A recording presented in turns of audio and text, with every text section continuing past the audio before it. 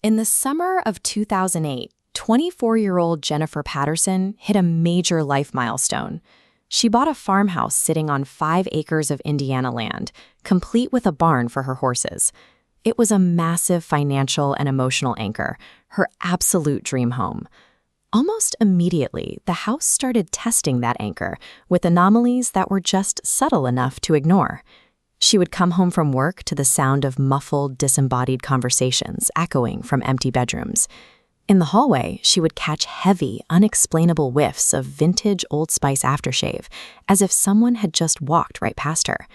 She even hosted a housewarming party where a friend's boyfriend, who claimed to be a psychic, bluntly told her that the house was occupied by dead people who wanted her gone. Figuring it was just a weird joke, she completely brushed it off. When you sink your entire savings into a property, your brain builds powerful blinders.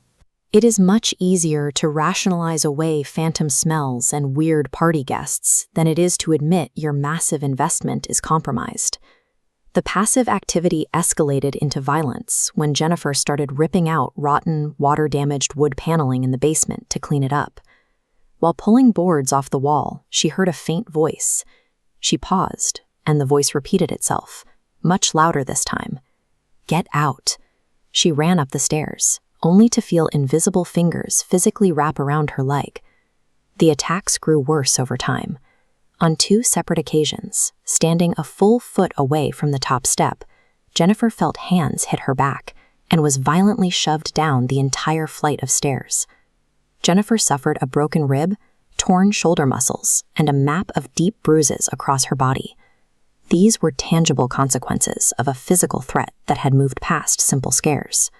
Physical trauma reorders a person's priorities. When the walls of your home are used as weapons against you, the legal title matters far less than simply surviving the night. The hostility reached a new extreme when Jennifer's partner, Sean, moved in. Unmarried, they continued tearing apart the basement walls together. Carl Johnson built this basement with his own hands and lived there until he died. The home then sat vacant for exactly 1 year, a quiet interval that ended the moment Jennifer and Sean began tearing those same walls apart. This was a territorial haunting.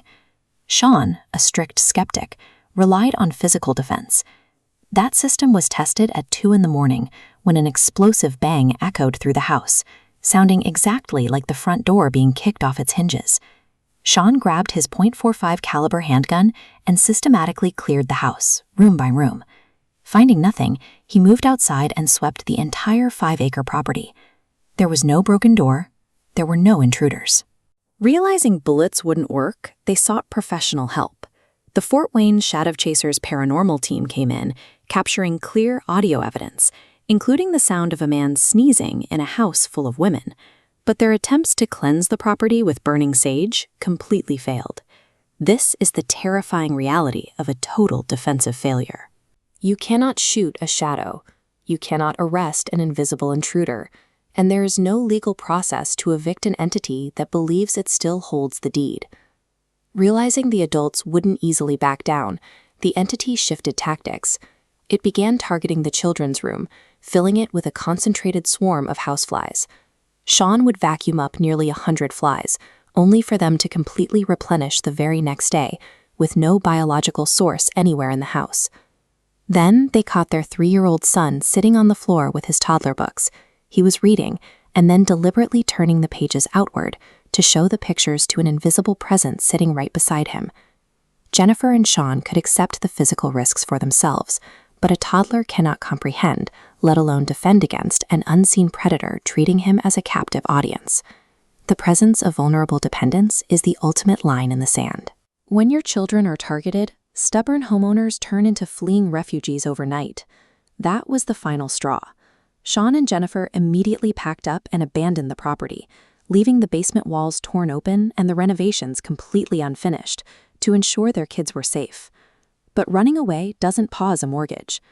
Desperate to sell the house, Jennifer's parents, who were massive skeptics regarding anything paranormal, stepped in to finish the manual labor. It didn't take long for the trap to spring on them. While working alone in the basement, the parents watched a fly swatter that was hanging by the upstairs door violently drop down to the bottom step, right in front of them. The final proof came when Jennifer's father was entirely alone on the property.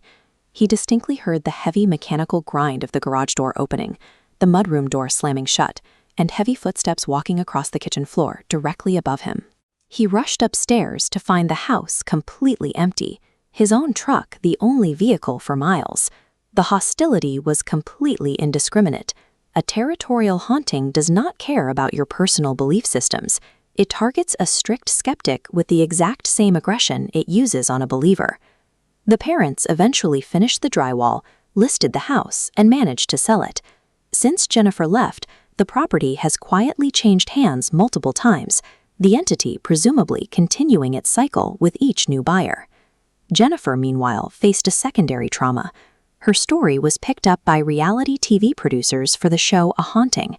After fabricating and exaggerating the details for entertainment and painting her in a negative light, she finally took back her voice by joining a paranormal podcast to tell the true story. Getting physically out of the house was immediate. Processing the psychological trauma, recovering from the bodily injuries, and navigating the public stigma of reality television took years. When a space is permanently hostile, true victory isn't found in holding your ground. It's found in the moment you walk out the front door and decide never to look back.